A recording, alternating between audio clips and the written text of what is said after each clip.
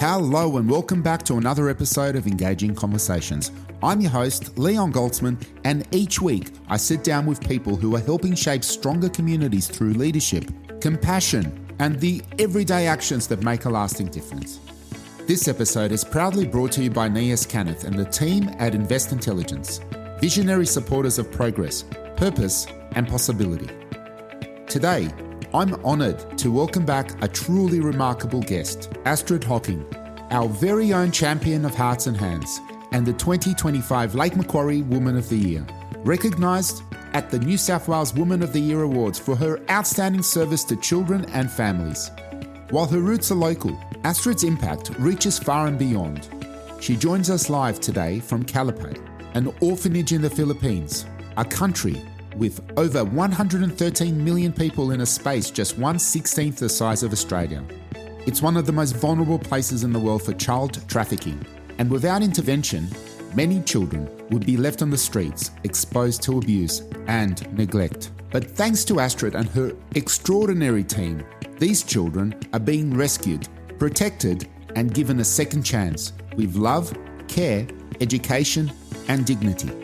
Her work not only changes lives overseas, but also reflects the best of what compassionate, community-driven Australians can achieve. In this powerful episode, Astrid shares deeply moving stories from the field, from rescuing children and reuniting with those who've grown into thriving adults, to equipping young mothers and displaced families with skills to rebuild their lives. This is an episode filled with heart, hope, and humanity. And I'm so grateful Astrid made time to join us, especially on her birthday. So without further ado, let's get into it. We can work in so many places in so many ways, but everywhere needs support in different ways. Sometimes it's just encouragement, sometimes it's more than that, sometimes it's physical or financial or whatever, but everyone needs support and kindness. Absolutely, absolutely. You kind of find that the old saying, birds of a feather flock together. It's kind of why we end up meeting each other and our paths continue to cross, because I feel the world does attract good people to come together. I mean, it also does the opposite, but I don't want to say the opposite of good people, just probably people who got their priorities slightly mixed up. Yeah, and that could well be it. And sometimes they haven't had the same opportunities, or they haven't chosen the different paths we have. Sometimes we make choices based on personal experiences or other experiences around us, and we can choose to go in whichever direction we like. And sometimes we choose the right path, I believe, and that path is to help others. It's usually our choice, isn't it? I mean, despite what people think, someone made me do it, or I just didn't have the opportunity. The reality is that we do what we do as a choice. We can always say yes and no to anything, pretty much. Yeah, we can. Sometimes I think, though, there are people that haven't been shown there's an alternative way. If we can be shown that there's, you may have a very negative experience, but if somebody shines a light somewhere, you can either choose to go down that negative path, or you can choose to say, okay, I don't want that way. I want a different thing in my life. So I'll follow the light that I've just been shown. If we had to describe the light, what would you describe it as? The light. Sometimes it can be just something very, very small. It's someone showing they care. It's even sometimes as simple as a smile. Sometimes people say, nobody smiled at me today. Or, you say, good morning, how are you? And say it with a pleasant voice, not in the tedious, I don't know what the right word is, but sometimes people will say, how are you? But it's just because they think they have to. But when it's said with genuine feeling, you can get the impression that somebody does actually care about you and how you are and how you're feeling, and that kindness goes across, the caring can be shared.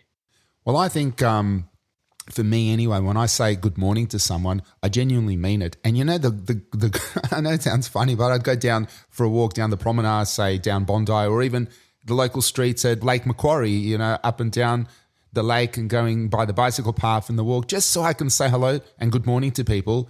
I come back and I actually think, that feels good. It wasn't just the physical walk, it was the connection we make with people when we're out and about.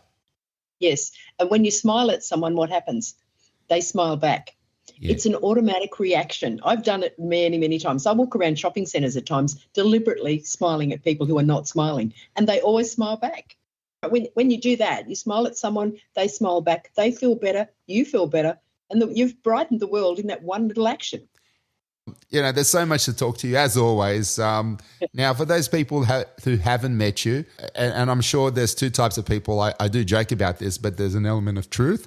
Two types of people in this world, the ones that have met you and love you, and the ones that haven't met you but wish they did. Oh, thank you. So for those people in between somewhere, do you want to just briefly introduce yourself? Tell us a little bit about where you are right now.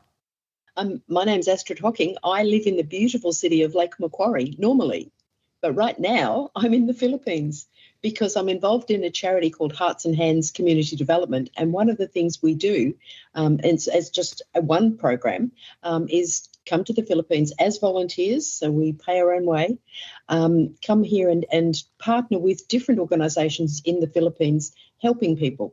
It's a country with a lot of disadvantaged people across here. We partner with an orphanage that rescue children from trafficking and abandonment. And that's something that I began with my passion 12 years ago, just coming along to the orphanage, but then realised that there was so much else we could be involved with. So we also partner with some very disadvantaged communities and help them to earn income so that they can become self-sustaining and have pride in what they do and better their lives. So work with them. And now we've recently started a partnership with another organisation that are actually working with disabled adults, which is something that's very, very lacking in this country. So we've got a group of adults at the moment living on a farm and very, very happy in their lives because they're making a difference for themselves. They're growing their own vegetables. They're self-sustained. They're actually so excited that they can sell some of the vegetables they grow because they've got too much for their own use, which is wonderful. That's fantastic. Well, a lot of what you're saying is actually applicable to parts of Australia. A lot of people are falling through the cracks. I think there are organisations in Australia as well that are helping in some of those areas, but people need to be encouraged. I think one of the important things is to actually consult with people about what they would like, not just walk in and say, this is what we're going to do, because that's where people kind of put their backs up and reject that because it's not their idea. They don't have ownership. They need to have pride. They need to be given that pride and that opportunity to help themselves, but just shown sometimes along the way. And that's the case, I think, wherever we are. We need to consult with people and ask what they want. And when you do ask people what they want, you're not just empowering them and giving them ownership, as you said, you're also giving them dignity. Isn't that what gets people going even more?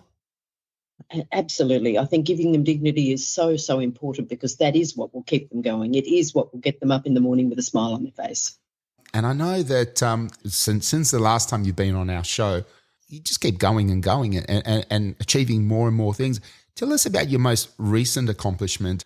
I was really proud of it, by the way, but I'd rather you tell us a little bit about that. Oh, thank you. I was very, very surprised. I was actually away with my husband, having a few days away because sometimes we just need to switch off too. And I received an email that said I'd been recognised and I was being awarded the Lake Macquarie Woman of the Year for 2025. I was so excited. I had to share it with friends almost immediately. And just to know that somebody else thought that what we're doing and what I'm doing is special and deserve that recognition was just wonderful. But then we also, just very shortly after that, as a charity, we received a special award for an event that we ran as well. We ran a bike ride in honour of child protection. So that for me was even more exciting, I guess, or just as exciting, because that was a whole team effort as well, and it really shared the message even more of what we do.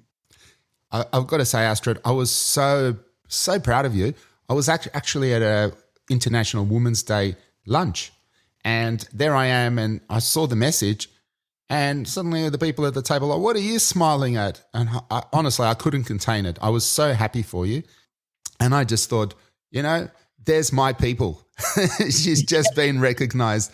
And it's incredible when other people get an award or get recognition, we feel good about it. I think that's part of the joy in having that as well, that it's not just an individual recognition, that and recognition isn't the the be all and end all, and it's not why you do what you do. But it's really nice to know that somebody else does think that it's pretty special. But when other people share that, it makes it even more special. And the accomplishments can sometimes transfer as a recognition or an award. Of course, it's humbling and it's nice to be recognized. But I think the real success comes from the work that you've done. And because of that work, the outcome and the results that shine the light on other people. And in your case, doing things and supporting and strengthening orphanages, especially in the Philippines, and then seeing the outcome, the results in the success of the people you've helped. Yeah, thank you for that. I think the part about going to the Philippines came about because we were foster carers for a long, long time, looking after traumatised children in our own backyard. So in Australia, there are many children who are not protected enough. I have always had a strong passion for children and their protection.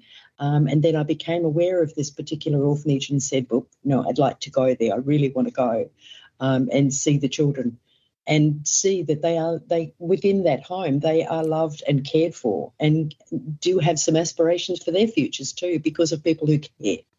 So now you've returned to Kalipay, and for you it's more than just a visit, it's a reunion with a purpose. Now, Astrid, what did it feel like to be welcomed back by the children and carers, and how does that sense of community compare to what we experience here and other places like Lake Macquarie? I think joyous is a big word for me because Kalipay actually means joy in their language. So it was very, very joyful time for, to have the children come running up to me with big hugs, big smiles, and just very, very welcoming was just amazing. I cried through part of it and they just laughed. They think it's hilarious when they see me. They do that. And then they tease me about liking orange as well. So we have some of that, lots and lots of fun and giggles. And it's so nice to see them happy. And I think that's the thing that I really like of children everywhere. When you see them smiling, I like sometimes just sitting in a local cafe and watching families and watching the children interact with their parents and smiling and laughing. So just watching children everywhere. It's just so important to see them happy. So like that beautiful young lady that you grew close with, and I saw in the wedding photo, and you told me the story about that, that brought tears to my eyes. But seeing the long-term impact on the children who are now thriving adults must be deeply affirming. Can you share one story of transformation that really hit home, something that might remind our listeners that change is possible no matter where they start? Well, a different story that I haven't shared with you before was of a tiny baby who was actually found in the streets in a plastic bag. Very, very tiny little one, brought into the orphanage when I happened to be there on one visit quite a few years ago. And he was brought in and people within the Kalipay office were saying, we don't know if we can take more children. We don't have the funding. How will we do it? I said, look, you have to take this little one. Please let me sponsor him. So a friend and I then sponsored this little one with some other children as well along the way to make sure that they could be kept safe in that beautiful environment in Kalipay because it is such a loving, caring place. And just last year, he was able to be adopted overseas. And he is leading, and I've just actually got some more feedback about his life yesterday. And he's leading a very special life with parents who love him dearly and are giving him a wonderful life. He's now almost 9, and they've been able to do that for this child. And that sort of story does happen across Kalipay. Not all the children can be adopted, but they can be fostered. They can remain there. But one of the beautiful things within that organisation is also that education is the key. So we encourage the children to have a good education. There's a principal of the school within the orphanage as well who really, really encourages the children so much that there are many children that go to college and university from there and then lead successful lives. Wow. And I promised myself I will not shed a tear. It's a good thing I've got a box of tissues next to my desk. I didn't really expect to be using it during this interview.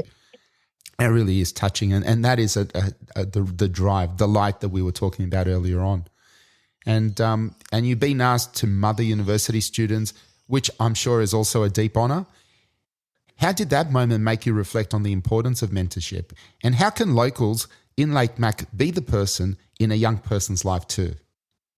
within the Philippines, or within certainly this area that I'm in Negros, when children graduate, their parent would normally go with them and accompany them when their name is called. And the award, or perhaps a medal in some cases, will be given to the parent, and the parent passes that on to the child. When the children don't have a parent, they're able to either go on their own. Very few would do that. Most of them will look for someone that is really special and connected to them. And I've had the honour of doing that on several occasions where a child has asked me to be their parent.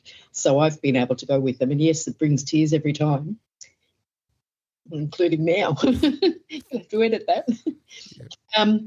But the young lady you spoke about with the wedding, I was actually at her graduation as her parent. And she's actually now that she has graduated and she's working in a very successful job, has a wonderful life with a beautiful partner when they're married, and they're supporting her two young siblings to go through university as well. And they will both graduate next year. So I was asked to come as the parent for those children as well, for their university graduation. Astrid. It's just amazing. Very, very honouring. Yeah, look, I can imagine. I can imagine.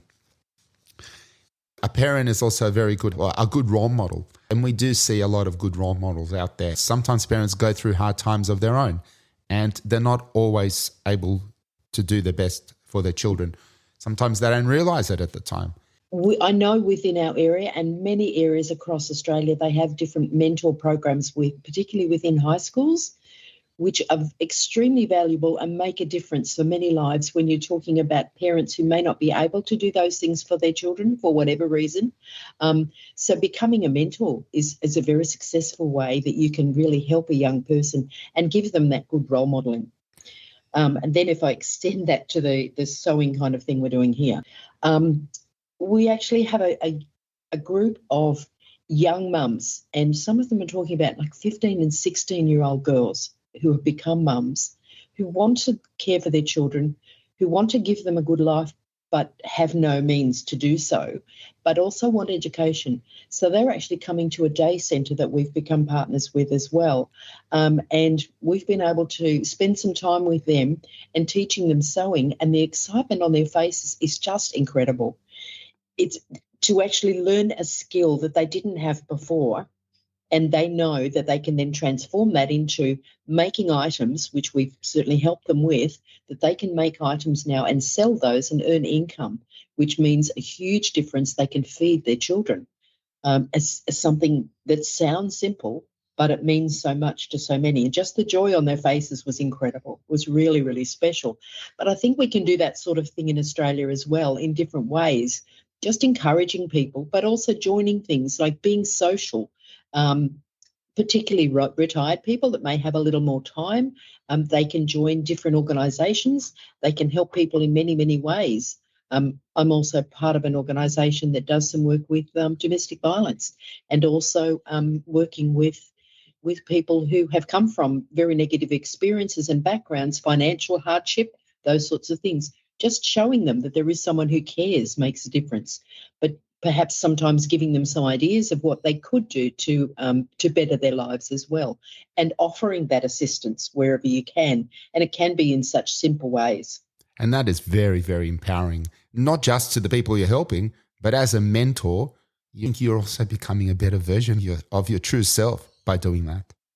Yes, I think that's true. And it also is that when you're helping someone else, you're really helping yourself in that way, in that's one of the things, you're becoming a better person. But also you get so much reward from it too. It's not just about a one-way stretch.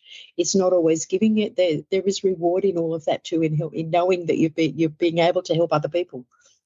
It just adds extra meaning to someone's day. Yes, to everyone's, including your own. Yep, absolutely.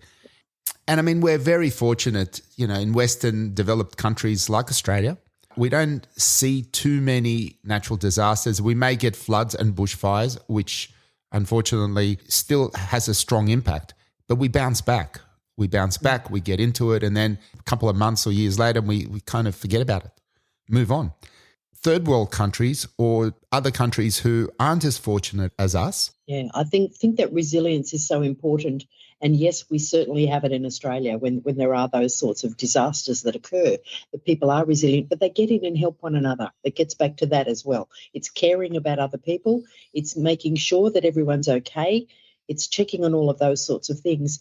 But it is happening certainly here in the Philippines as well. They have disasters on a fairly regular basis, unfortunately. They have their cyclones and typhoons quite regularly. They have floods.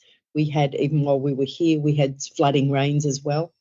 So I was in the evacuation area from the volcano site. Yeah, the volcano actually erupted only again last week, and we're not very far from that area. They're expecting it to erupt again in the very near future. So we're keeping a lookout on that as well. But the people that there are thousands actually displaced from that. Thousands of people that are in various evacuation sites across this island.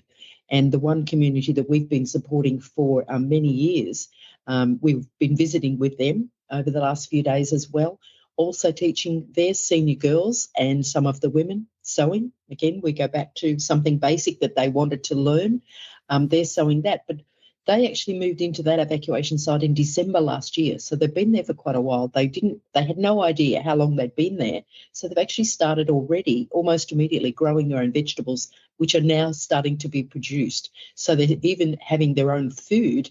They're looking out for everything they can. They're taking care of one another. They've actually also been asked recently, because there's such a caring community within that site, they were asked to care for 2 abused children that were found in some location very negatively, but from the government organisation asked them if they could take in these 2 children. It was just amazing, the support and the love and care that they had for others when they were also struggling themselves. And I think that's the thing with resilience. It's that help and caring and love for others, not just the thought for themselves. Yeah. And that's what we have in Australia, most definitely. Yeah, putting the well-being of others before ourselves. Isn't that a remedy for selfishness? Well, yeah, definitely. It's always something I've tried to live by. Just do unto others as you'd have them do unto you. If you want someone to be kind to you, then be kind to them first. Don't always expect it. You need to be giving unconditionally, not expecting that whatever you do or whatever you give will come back to you. And that goes back to the golden rule. Yes. And you've helped so many children find safety after devastating abuse as well. What's one small moment of hope you've witnessed that shows just how much protection and love can turn a child's life around? And why does this message matter here at home too?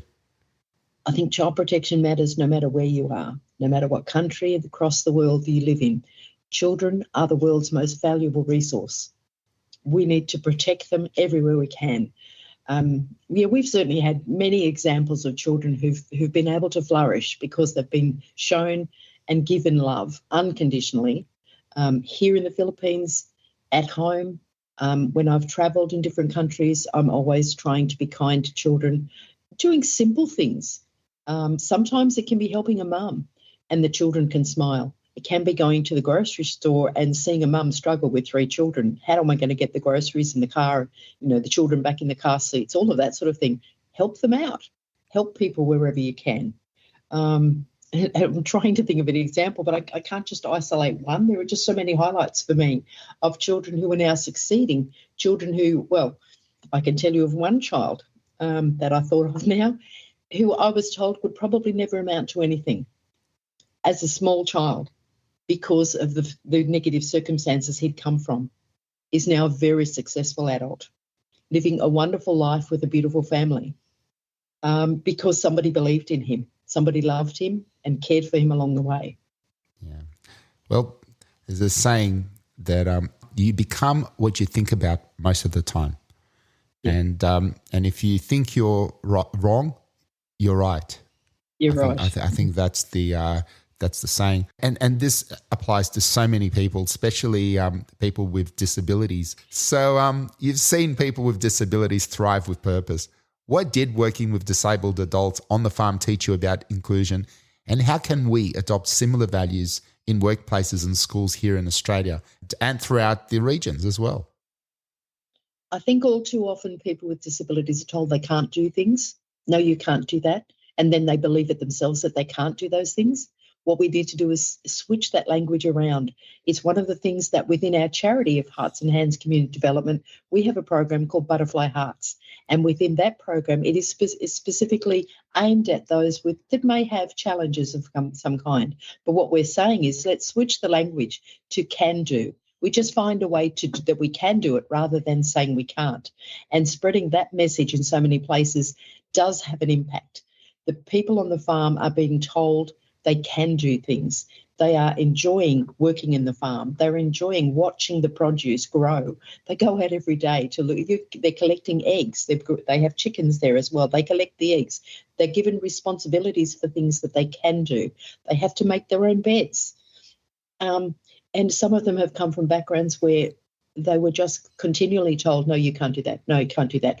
And they believe that, but now they can see there are actually things they can do. So it's really about changing the language. And that's something we can do everywhere.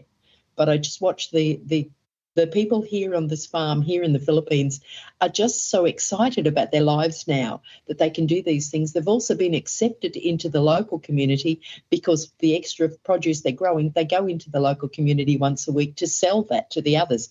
And people are looking forward to that produce from them as well. So the interaction, they're going to the local church and being accepted. And all of that is just making their lives happier, but also those who are caring for them. They're all enjoying and really being joyous about what they're seeing within these people. It's just lovely to see. But changing that language to can do, finding a way how to do it. And the Umbrella Ribbon Program, it's all about that. You've demonstrated, you've proven it with actions, not just words. The Umbrella Ribbon Program is about local carers taking the lead and doing exactly what you just said.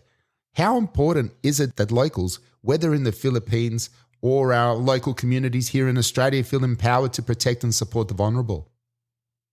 Well, the Umbrella Hearts program is the orange ribbon that we wear. It has an umbrella as a symbol of protection. It's bright orange because orange is a bright and cheery, happy colour. It began here in the Philippines actually as a program with the orphanage when I asked the carers to wear a piece of ribbon and go out in the community and encourage a conversation, because wearing that ribbon just suggests to people they need to ask, because they do. It's something they don't always recognise. So people ask, what does that stand for? It gives you the opportunity to have a challenging conversation about children matter. It is about protecting children, but it actually extends to say abuse of any kind is not okay. So we're suggesting now that they go right across the board. Abuse is not okay for anyone, but wearing the ribbon is a very, very simple way that people can share that message by having that conversation, because every conversation matters. And as well as that, we can then say it's not okay for anybody to be hurt, and we can share that ribbon in so many different ways, not only wearing the ribbon. Locally, if we look at the Lake Macquarie area, we have volunteers that come along and help produce the ribbons, because we need to keep the cost. Obviously, we're giving those ribbons out. We need to keep that cost down because it's all voluntary. But, they can come to my home. They can make, help produce the ribbons. We can have ribbons. Businesses can actually become very involved and have displays of the ribbons in their business to say, we too believe in child protection.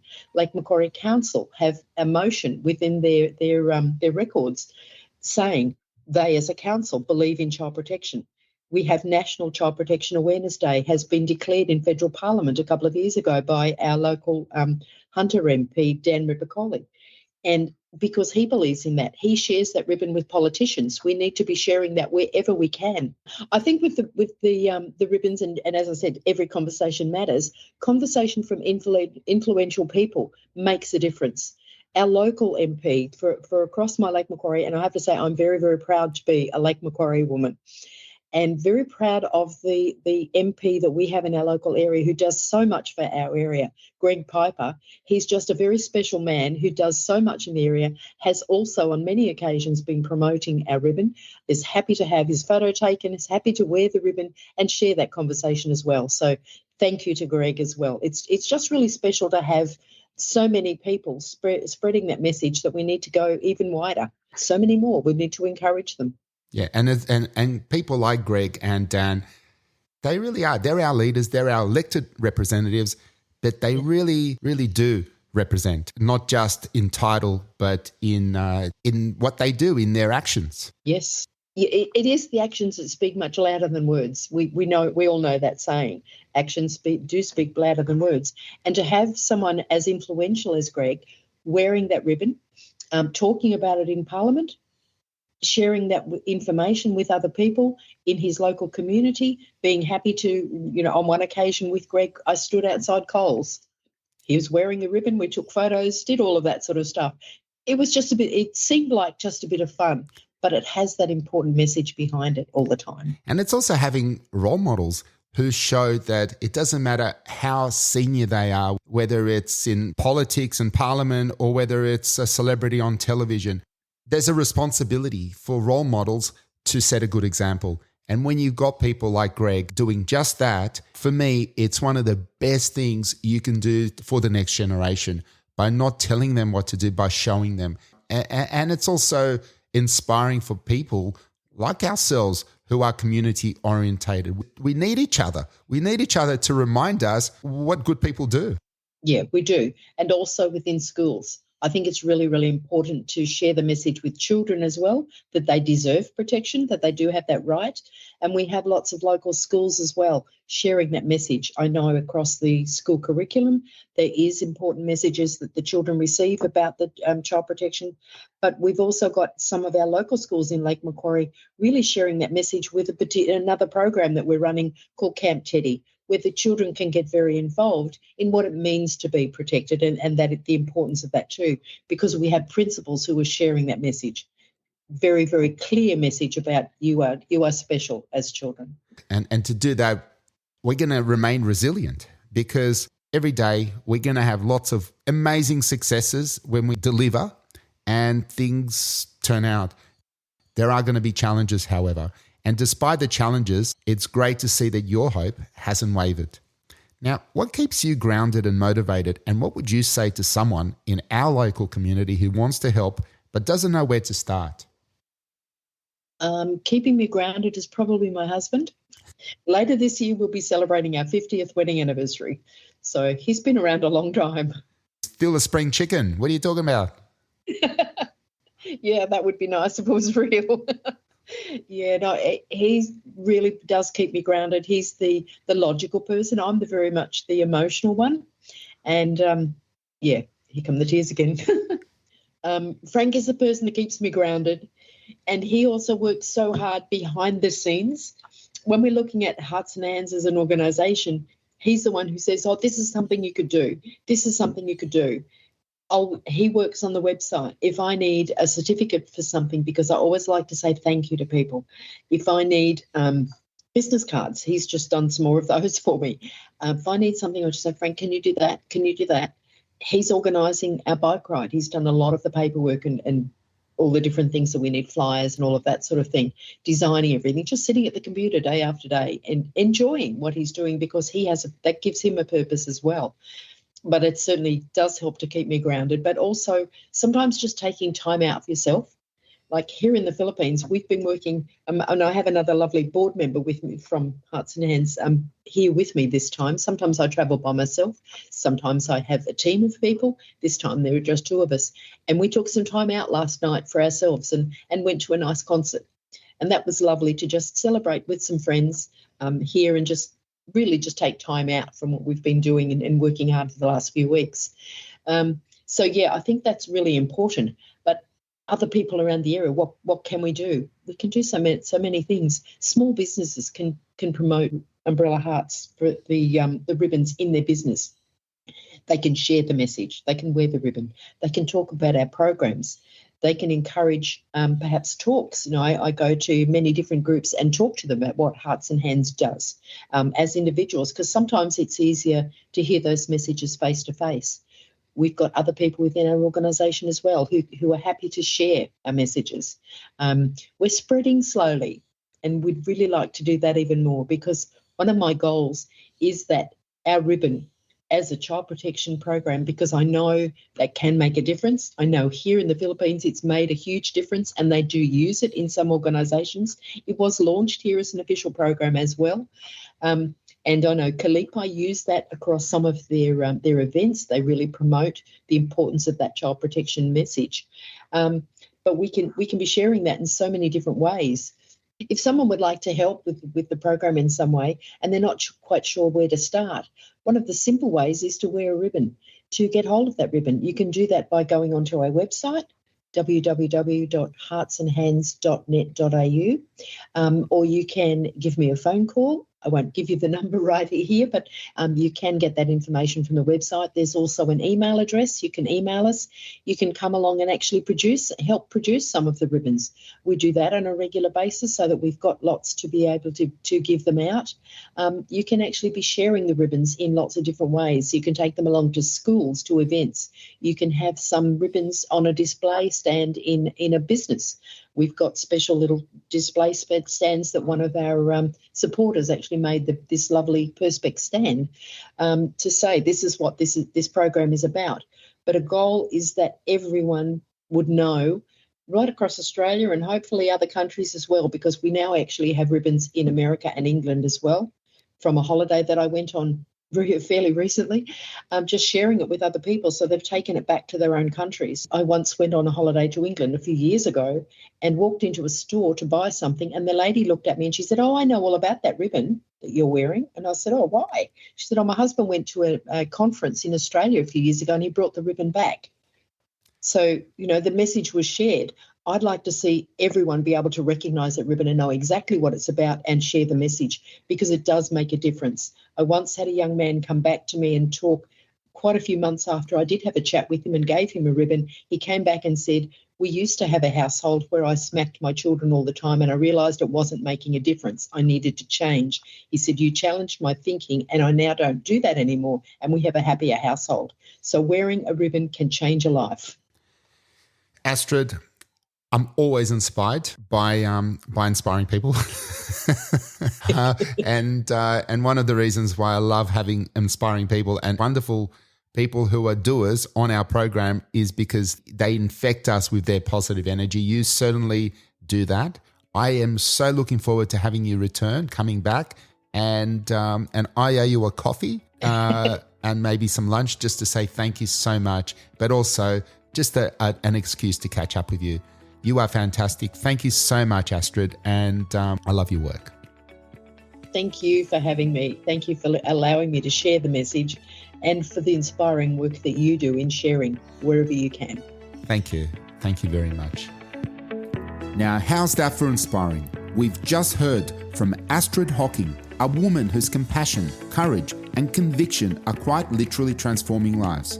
From the front line of one of the world's most vulnerable regions, Astrid reminded us what it truly means to protect children, empower communities, and lead with purpose. Whether it's rescuing children from the unthinkable abuse, training young mums to earn a living, or bringing joy and dignity to the displaced and disabled communities. Astrid's work is a powerful example of local action with global impact, and it all started right here in Lake Macquarie. And if this episode moved you, even just one moment, I'd love to hear from you. Email me directly at leon@ecohq.com.au and let me know what stood out. What gave you hope or what challenged your thinking? Your feedback doesn't just help us grow, it keeps these conversations alive. And if you know someone's story deserves to be heard, someone quietly making a big difference in their corner of the world, I want to meet them. Invite them to contact me. Let's get them on the show. And in the meantime, if you found value in today's episode, please follow Engaging Conversations and share it with someone who needs a reminder that good people are out there doing great things. I'm Leon Goldsman. Until next time, stay engaged, stay compassionate, and let's keep building stronger communities together.